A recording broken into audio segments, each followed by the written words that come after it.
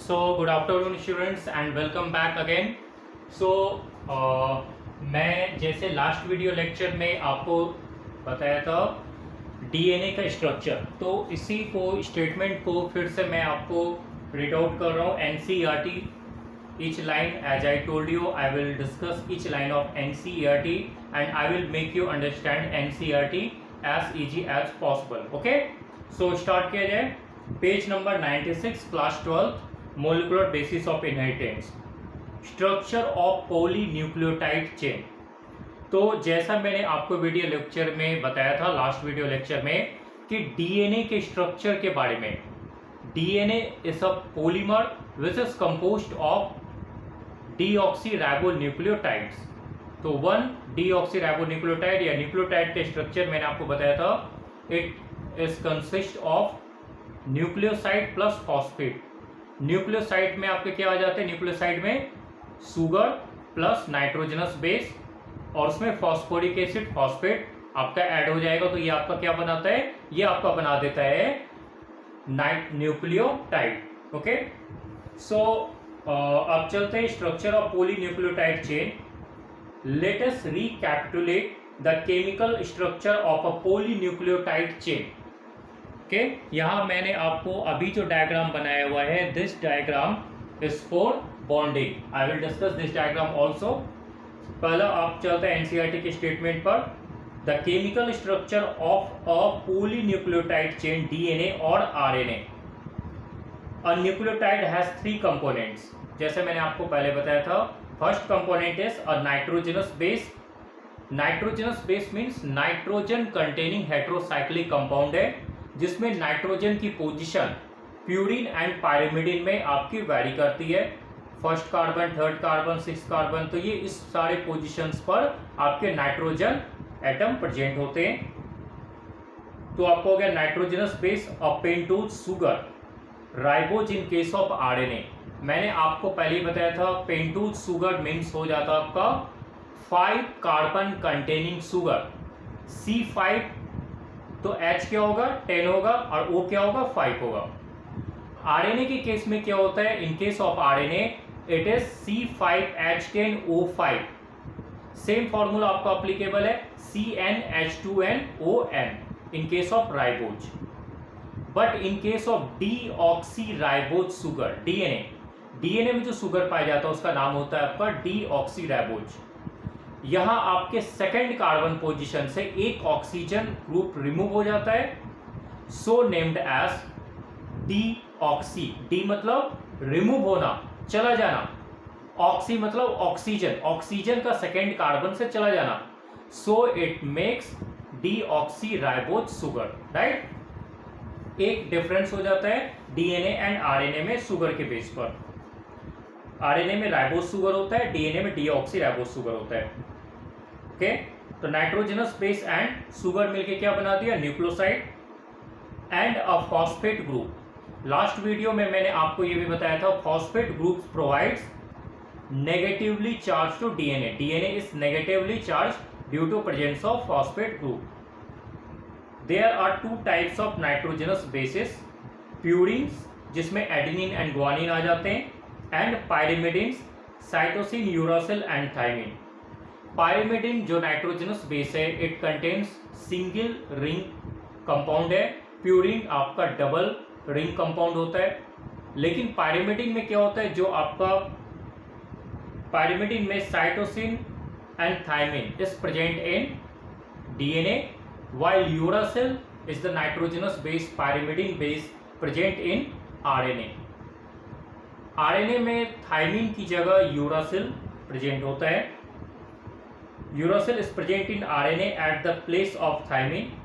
A nitrogenous base is linked to the pentose sugar through a N-glycosidic linkage to form a nucleoside. अब बच्चों मैं यहाँ पर आपको डिस्कस करूंगा बॉन्डिंग के बारे में.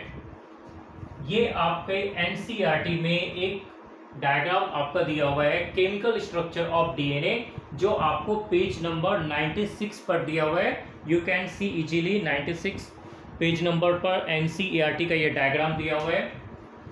तो इस पूरे डीएनए को ये देखिए, डीएनए को अगर आप देखेंगे तो ये आपका क्या होता है, ये आपका yes it's a double helical structure. इसमें दो आपके कंपाउंड हो जाते हैं, इसमें आपके दो चेन होते हैं डीएनए में। एक चेन आपका क्या होता है, ये कार्बन एटम आपका थर्ड कार्बन है 3' तो ये आपका एंड होता है 5' पर। दूसरा आपका क्या होता है 5' हो गया तो ये आपका 3' एंड पर स्टार्ट होता है। मतलब कार्बन डीऑक्सी राइबोज शुगर में 5 कार्बन होते हैं। How many carbon atoms are there, yes 5 carbon atoms. तो ये third carbon 1 2 3 third number carbon यहां से आपका स्टार्ट हुआ, ये एंड कहां हुआ 5 एंड कार्बन। जैसे आप यहां देखोगे 5' एंड तो ये क्या होता है 3' एंड। इसी डीएनए को अच्छे से समझने के लिए क्या होता है कि इन दोनों स्ट्रैंड्स को यहां पर सेपरेट कर दिया गया।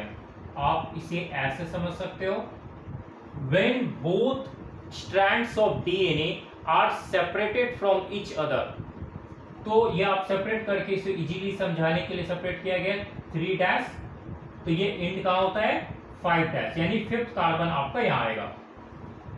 दोनों डीएनए के स्ट्रैंड्स एक दूसरे के कॉम्प्लीमेंट्री होते हैं और एक दूसरे के एंटी पैरेलल होते हैं। वैसे इस स्टेटमेंट को आपको मैं आगे डिटेल में डिस्कस करूंगा क्योंकि ये आपको एनसीईआरटी में आगे पढ़ना है। अभी आप समझे एंटी पैरेलल क्या होता है। अगर ये स्ट्रैंड 3' होता और यहां 5' होता, सिमिलरली दूसरा strand the second strand of DNA अगर ये आपका 3' और ये 5' होता तो both are said to be parallel of each other, parallel to each other. लेकिन चूंकि यहां क्या होता है ये 3' है तो यहां पर क्या है आपका 5' है। सिमिलरली आपका ये 5' है तो यहां आपका क्या हो जाता है 3' हो जाता है। तो ये से कहा जाता है this is known as anti parallel. Both strands of DNA are anti parallel. I think ये पॉइंट आपको समझ में आ गया what is anti parallel. Anti parallel आपका क्या होता है। नेक्स्ट चलते हैं, बॉन्डिंग की बात करें तो एक स्ट्रैंड को जैसे मान लो ये आपका सोलो इसको मान लेता हूं 5 to 3' तो एक स्ट्रैंड लिया गया 5 कार्बन स्टार्टिंग है तो ये एंड कहां होगा 3 कार्बन पर एंड होगा। ये आप देखें ये सुगर फॉस्फेट ये दोनों मिलकर क्या बनाते हैं, सॉरी पहले देख ले सुगर एंड नाइट्रोजनस बेस, ये दो मिलकर क्या बनाते हैं दिस नाइट्रोजनस बेस। ये हाफ पार्ट मैंने इधर किया, ये दूसरे डीएनए का पार्ट है। तो ये नाइट्रोजनस बेस यहां से लेकर आपका यहां तक ये आपका बनाता है न्यूक्लियोसाइड। क्या बनाता है बच्चों, न्यूक्लियोसाइड। नाइट्रोजनस बेस सुगर के किस कार्बन पर अटैच है, yes you can easily see it is present at carbon number 1। First number carbon पर नाइट्रोजनस बेस सुगर के फर्स्ट कार्बन एटम पर अटैच होता है। और ये जो फर्स्ट कार्बन एटम पे नाइट्रोजनस बेस अटैच हो रहा है तो ये बॉन्ड कौन सा बन रहा है आपका, जो अभी मैंने एनसीईआरटी में बताया था, yes this bond is called an glycosidic bond. यहां देखिए एन ग्लाइकोसिडिक बॉन्ड। दूसरे कार्बन में भी देखिए ये फर्स्ट कार्बन है C1 से मैंने आपको रिप्रेजेंट किया है, ये नाइट्रोजनस बेस हो गया तो ये बॉन्ड कौन सा है glycosidic bond. N glycosidic linkage या एन ग्लाइकोसिडिक बॉन्ड से इसको कहा जाता है। नेक्स्ट चलते हैं आपका सुगर नाइट्रोजनस बेस एंड ये आपका इसमें और एक ऐड हो गया that is phosphate, phosphoric acid. So nucleoside plus phosphate, अब ये मिलकर क्या बन जाता है आपका 1 न्यूक्लियोटाइड। ये आपको क्या बना देगा बच्चे, ये बना देता है आपका 1 न्यूक्लियोटाइड। एक न्यूक्लियोटाइड यहां हो गया। उसी तरह से आपका यहां आपका क्या हो जाएगा, यहां आपका हो जाता है सेकेंड न्यूक्लियोटाइड। ये हो गया आपका, ये आपका हो जाता है अनदर न्यूक्लियोटाइड। लेकिन अब क्वेश्चन ये आता है, द क्वेश्चन इज कि ये जो दो न्यूक्लियोटाइड है both nucleotides are should be attach together.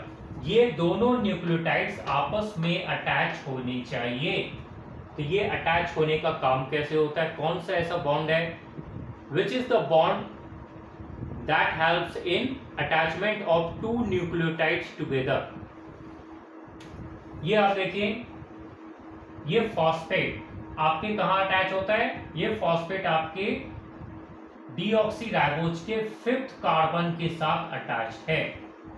ये फॉस्फेट आपका 5th कार्बन से अटैच है, लेकिन दूसरी तरफ क्या होता है, ये आपका किससे अटैच है, 3rd कार्बन से अटैच है। तो जब सुगर और फॉस्फेट के बीच में जो बॉन्ड बनता है, जैसे आप यहां देखो, ये 3rd कार्बन, ये फॉस्फेट एंड सुगर, सुगर के 3rd कार्बन से या 5th कार्बन से, 3rd और 5th कार्बन से जब ये फॉस्फोरिक एसिड या फॉस्फेट आपका अटैच होता है, so this bond is known as phosphoester bond. क्या कहलाता है बच्चों, फॉस्फोईस्टर बॉन्ड। ये phosphate acts as backbone of DNA. तो ये बैकबोन कैसे करता है, क्योंकि एक तरफ ये दिस न्यूक्लियोटाइड 5th कार्बन से अटैच है, दूसरी तरफ ये 3rd कार्बन से अटैच है। तो ये आपका क्या हो जाता है, 1 phosphoester and another phosphoester, 1 phosphoester another फॉस्फोईस्टर।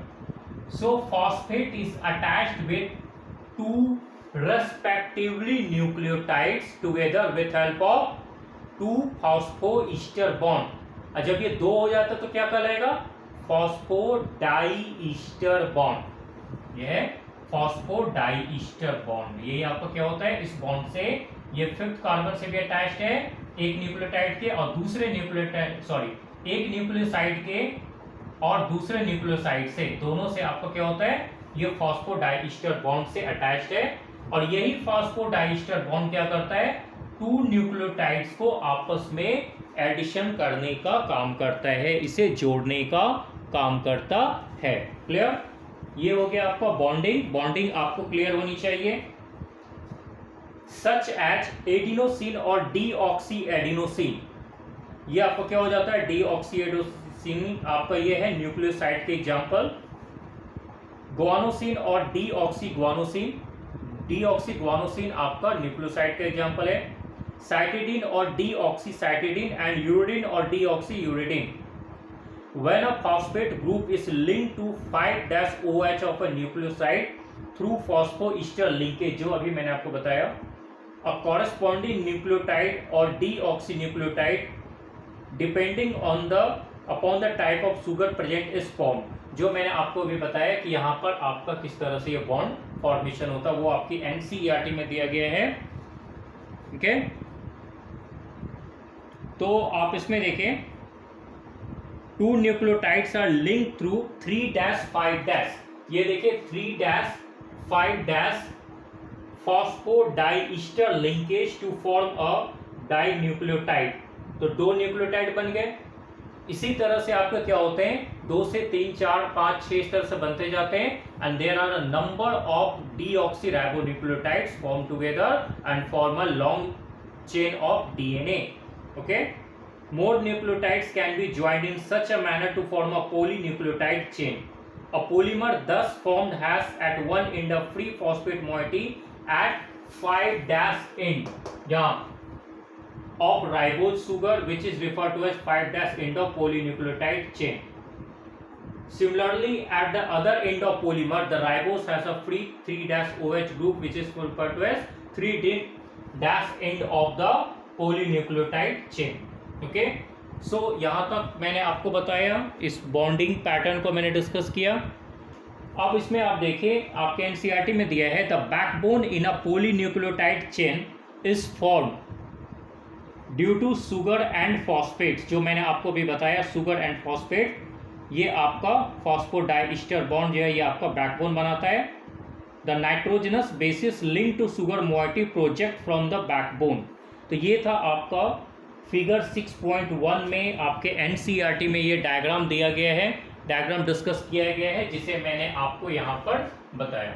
तो इस वीडियो लेक्चर में आप बच्चों ने ये सीखा कि how a polynucleotide chain is form by use of with help of bonding. Okay, so next video lecture I will discuss you page number 97, RNA structure. Okay, thank you. Please share, like and subscribe my video as much as possible. Thank you to all of you. Enjoy.